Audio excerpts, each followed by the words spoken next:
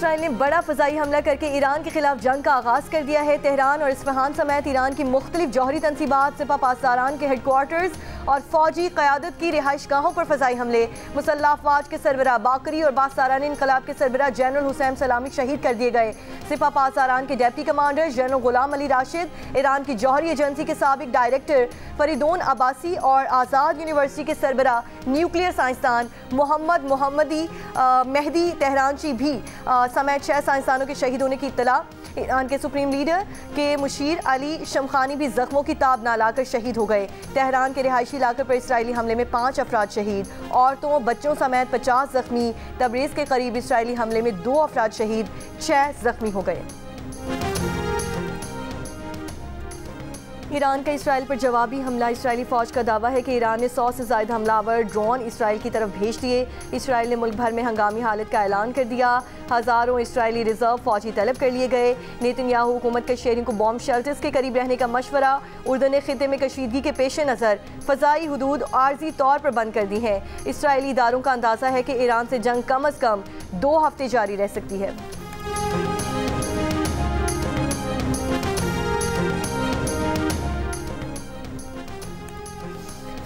Iran के supreme leader Ayatollah ख़ामनेई ने कहा है कि इसराइल सख्त सज़ा का इंतजार करे। मुतादिद कमांडर्स और साइंसदानों की शहादत की तस्दीक करते हुए कहा, सहूनी रियासत ने हमारी सरजमीन के खिलाफ घिनौना जुर्म किया।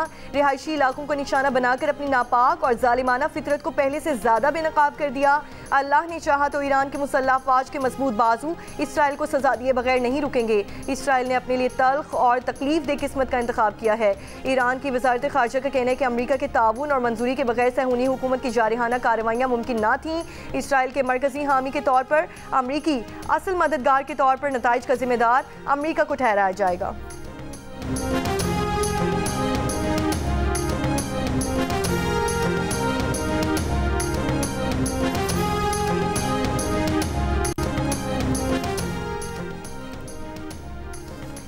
तेहरान समेत ईरान के कई मकामात पर ताज़ा इसराइली हमलों की इत्तलात।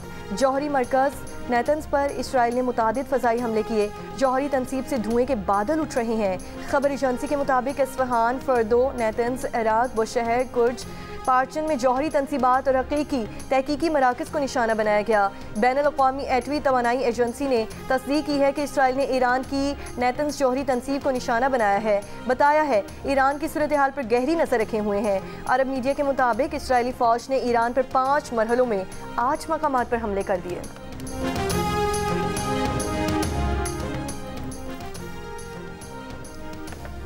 अमरीकी वज़ीर ख़ारजा मार्को रूबियो ने कहा कि हम ईरान के खिलाफ हमलों में शामिल नहीं हैं। हमारी अव्वलीन तरजीह इस खित्ते में अमरीकी अफ़वाज का तहफ़्फ़ुज़ है।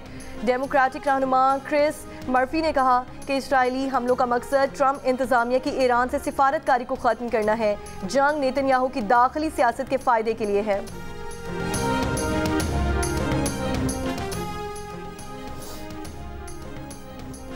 सेक्रेटरी जनरल अक़वाम मुत्तहिदा का मशरक़ वुस्ता में फ़ौजी तनाव पर तशवीश का इज़हार। एंटोनियो गुतेरेस ने कहा, अमरीका ईरान मज़ाकरात के मौके पर ईरान पर हमला बाइसे तशवीश है। सऊदी अरब की ईरान पर इसराइली हमलों की मज़म्मत। कहा, ईरान पर हमला उसकी खुद मुख्तारी, सलामती और बैनुल-अक़वामी कानून की खिलाफ वर्जी है। जापान की भी ईरान पर इसराइली हमले के सख्त मज़म्मत। कहा, इसराइली हमले से कशीदगी में इजाफा हुआ। बरतानवी वज़ीर आज़म ने कहा कि ईरान पर इसराइली हमले की इत्तलात परेशान कुन है। तमाम फ़रीक़ैन फ़ौरी तौर पर कशीदगी में कमी करें। इंडोनेशिया ने मज़म्मत करते हुए कहा कि ईरान पर इसराइल हमला गैर कानूनी इक़दाम और बैनुल-अक़वामी क़वानीन के मुनाफ़ी है।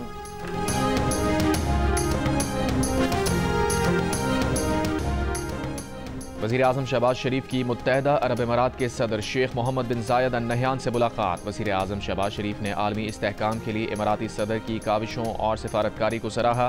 पाकिस्तान में तरक्याती मनसूबों और ताउन पर शहबाज शरीफ का इमाराती क़यादत से इज़हार तशक्कुर। दोनों रहनुमाओं ने इक़्तिसादी, सरमायाकारी और तरक्याती शोबों में ताउन बढ़ाने पर इत्तफ़ाक़ किया।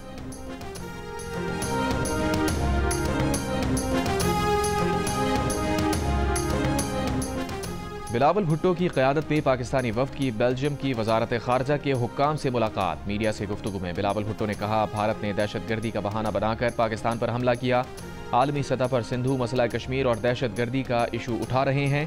दुनिया की जानिब से हमें अभी तक बहुत ही मुनासिब रद्द अमल मिला। UN में दहशतगर्दी से मुताल्लिक कमेटियों की जिम्मेदारी पाकिस्तान को देना बड़ी कामयाबी है। पाकिस्तान को टेररिस्तान कहने वाले भारत को UN से मुंह तोड़ जवाब मिला। अमरीकी महकमा खारजा ने कल कहा कि सदर ट्रंप मसला कश्मीर हल कराना चाहते हैं। अमरीकी फौजी जनरल ने दहशतगर्दी के खिलाफ जंग में पाकिस्तान को अहम शराकतदार करार दिया। तकसीम के वक्त से मौजूद मसला कश्मीर हल कराना बरतानिया की अखलाकी जिम्मेदारी है।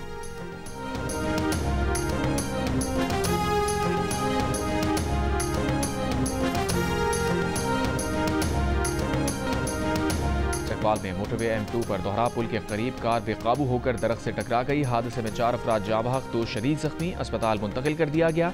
पुलिस के मुताबिक कार सवार रावलपिंडी से लाहौर जा रहे थे। जाँ बहक 2 अफराद लाड़काना के रिहायशी हैं। नेतन्याहू ने जानबूझ के ट्रंप को ड्रैग करने की कोशिश की है इस सारे कॉन्फ्लिक्ट में, लेकिन ईरान जो है वो ये समझता है कि कोई माने या ना माने, लेकिन ईरान ये कहता है कि जी अमेरिका जो है वो 100% इस हमले में मुलव्वस है। अब उसकी वजह क्या है? वो वजह जो है बड़ी इंटरेस्टिंग है, और वो वजह ये है कि ये जो ईरान पर आज सुबह इजराइल ने हमला किया है, इससे चंद घंटे पहले यानी कि कल रात को जो इंटरनेशनल एटॉमिक एनर्जी कमीशन है, उसने उसका जो बोर्ड ऑफ गवर्नर्स है उसने एक रेजोल्यूशन मंजूर किया और एक स्टेटमेंट जारी की, जिसमें उन्होंने जो ईरान का जो न्यूक्लियर प्रोग्राम है उस पर शूको शुबात का इजहार करते हुए कहा कि जो ईरान ने हमें वजाहतें पेश की हैं, हम उससे मुतमिन नहीं हैं। अब ये जो बोर्ड ऑफ गवर्नर्स है इसमें पाकिस्तान भी शामिल है, और 3 कंट्रीज जो है उन्होंने ये जो रेजोल्यूशन है उसको स्ट्रांगली अपोज किया। वो 3 कंट्रीज कौन थे? रूस, चीन और बुर्किना फासो।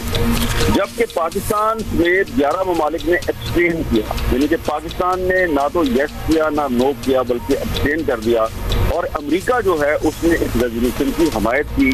तो ये हमें समझने की जरूरत है कि जो ईरान कह रहा है कि जी इस इजरायली हमले में अमेरिका 100% इन्वॉल्व है, उसकी वजह यह है कि हमले से चंद घंटे पहले जो इंटरनेशनल एटॉमिक एनर्जी कमीशन ने जो एक रेजोल्यूशन मंजूर किया है उसमें अमेरिका की ताईद शामिल है, और पाकिस्तान और 11 दीगर ममालिक ने एब्सटेन किया है, कोई हमने पोजीशन नहीं ली। ये हमारी पोजीशन काफी अरसे से यही है। हम जब भी IAEA में जब भी इस तरह का कोई मामला आता है तो हम एब्सटेन करते हैं, हम ईरान के ना हमायत करते हैं ना मुखालफत करते हैं। लेकिन अब जो सूरत हाल है वो बड़ी ही तशवीशनाक है, क्योंकि अब ईरान ने जो एक इतना भरपूर हमला किया है इसमें वही ड्रोन इस्तेमाल हुए हैं जो ड्रोन इंडिया ने पाकिस्तान पर हमले में इस्तेमाल किए थे। और इसमें जो एक और तशवीशनाक पहलू ये है कि ये कोई किसी को अच्छा लगे या बुरा लगे कि जो इजराइल का जो इंटेलिजेंस का सिस्टम है विद इन ईरान, वो ऐसा लगता है कि बड़ा इफेक्टिव है। उनको बड़ी अच्छी तरह पता था कि ईरान का की जो अहम फौजी शख्सियात हैं वो कहाँ पर बैठी हुई हैं, उनकी जो रेवोल्यूशनरी गार्ड के कमांडर्स हैं वो कहाँ पे बैठे हुए हैं, उनके साइंटिस्ट जो हैं वो कहाँ पे सोए हुए हैं, और उन सब को उन्होंने बहुत ही आसानी से टारगेट किया है। और ये पहली दफा नहीं किया, ये पिछले 5-6 साल से ऐसा ही हो रहा है। एक ईरान के बहुत बड़े न्यूक्लियर साइंटिस्ट थे मोहसिन फखरीजादे, उनको आज से 5 साल पहले ईरान में इसी तरह उनको टारगेट किया गया। फिर आपको याद होगा पिछले साल हमास के सरबराह इस्माइल हानिया साहब को भी तेहरान में इसी तरीके से अटैक किया गया। तो ये एक बड़ी ही तशवीशनाक बात है कि इजराइल का जो इंटेलिजेंस सिस्टम है वो बहुत ही इफेक्टिव नजर आता है विद इन ईरान। और पिछले साल जब इस्माइल हानिया पर हमले के बाद ईरान ने जवाबी हमला किया इसराइल के खिलाफ, 180 से ज्यादा उन्होंने मिसाइल फायर किए। कोई भी मिसाइल जो है उसके दिफाई निजाम को नहीं पार कर सका, वो कोई किसी को बड़ा नुकसान नहीं पहुंचा सके। तो अब अगर ईरान कह रहा है कि जी अब हम जो है वो तमाम रेड लाइन क्रॉस करेंगे, तो ये हमें अभी इंतजार करना चाहिए, देखना चाहिए कि उनके हमले की इंटेंसिटी क्या है। लेकिन लगता यह है कि ईरान की तरफ से अगर ये कहा जा रहा है कि हम रेड लाइंस को पार करेंगे तो वो सिर्फ इजराइल के फौजी अड्डों पर हमले नहीं करेंगे, बल्कि हो सकता है कि वो इस रीजन में जो अमेरिका के अड्डे हैं उन पर भी हमला करें, और इस सूरत में मामला बहुत ही गंभीर हो जाएगा फिर। और ईरान पर इसराइली हमले के सबब आलमी मंडी में खाम तेल की कीमत में 10% तक इजाफा हो गया। ब्रेंट क्रूड ऑयल की कीमत में 9% इजाफा, फी बैरल तकरीबन $78 हो गई। WTI खाम तेल की $75 फी बैरल में फरोख्त किया जा रहा है।